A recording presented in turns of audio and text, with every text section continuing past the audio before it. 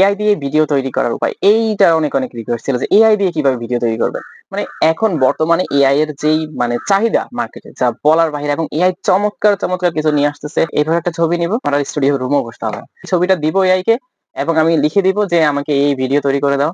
বললাম যে এই ছবি দিয়ে এই স্কিপের এই লেখাগুলো দিয়ে একটা ভিডিও তৈরি করে দাও। তো কিভাবে আপনি এরকম ভিডিও তৈরি করবেন সেটি মূলত আজকের ভিডিওতে দেখিয়ে দিব।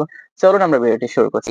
HAILUO স্পেস দিয়ে আপনারা এআই লিখে এখানে সার্চ করবেন। এটা জাস্ট এখানে ক্লিক করবেন। প্রথমে আপনাকে সাইন ইন করতে হবে, তো সাইন ইন করার জন্য এখানে ক্লিক করবেন।